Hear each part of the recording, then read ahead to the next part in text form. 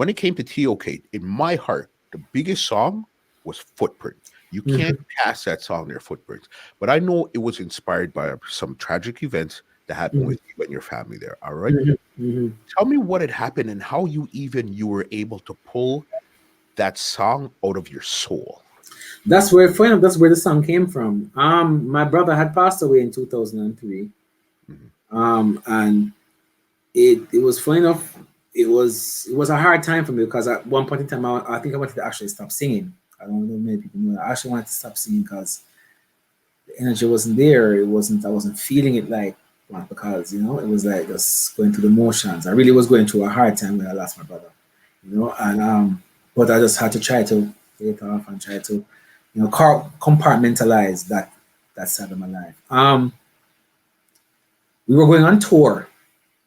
And I remember Don Carleone had played the rhythm for us, and as the rhythm, I don't know, I think that was just divine intervention. As he played the rhythm, I was like, "When you cry, I cry, I cry." I was like, "Yo, this is it. Yeah. This is the song. This is it." I remember some guys were like, "I'm not really feeling it, blah blah blah blah, like, whatever." And we left and we went away on tour. Mhm. And then by the time we came back, the masterpiece started to play, and the Bounty and the Modern Heritage. And I completely forgot about the drop leaf rhythm. That's how life is funny. I forgot about the rhythm. We went on tour, came back again, and done play the rhythm. And as in play the rhythm again, when you cry, I was like, bruh, trust me, this is it. Mhm. And Flex was like, yo, you have to respect like this, like, yo, alright, this whatever. And then we went and we started reading. And Flex was like, all right, when you cry like that, all right, Alex, watch this. Hurry up and come back. And he started writing his part. And then I was like, all right, you said that? All right, but hold on. Help me. I wrote that part. Lord, help me. And as just that was like the bridge segueing back into the punchline. Mhm. And then basically, so it's like, it was just like, I think we recorded that song in like an hour and a half, like a very short period of time.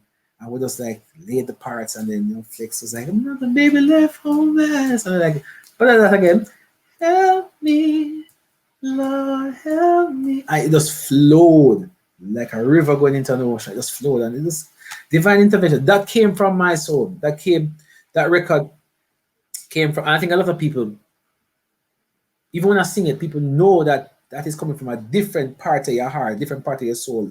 And because it resonates with so many different people, and so many people react to it and feel it, where they sometimes that's the biggest thing I think for you as an artist, where people can take your music and they take it into themselves and it becomes their own. It's no longer your music. It is an extension of you that you have now given to them, and they now take it and make it a part of their life, a part of your soul.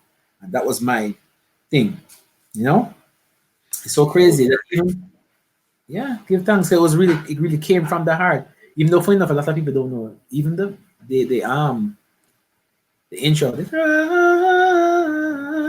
that came from a video game. I what? used to be a hardcore gamer. I used to play a lot of games, and I twisted the melody a little bit. But when I was playing, like there's a video game I played, and back then, after you finish the game, after you crack the game and you beat the last boss and whatever, and I'm like, and the rhythm, because sometimes from video games, I used to write music. I Mhm. wrote songs. I wrote a song from the ending music of the video game, and that was back then. And I just realized that melody for the song I wrote Mhm. fits the intro for Footprints. I'm like, okay, cut and paste, drop it right here. It That worked. insane. That is insane right Yeah, there. a lot of people don't know. That's what I'm saying. You get inspiration from a lot of things. Like I tell people, you get inspiration from walking on the street. A lot of times inspiration reaches me when I'm playing a rhythm when I'm driving.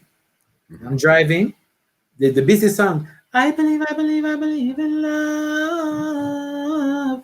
That came up while I was driving. I was driving. Mhm. You understand?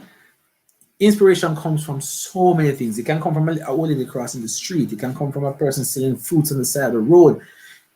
It comes from, it's all around us. It's just you have to find it and just find a way to make it into sound, make it into music.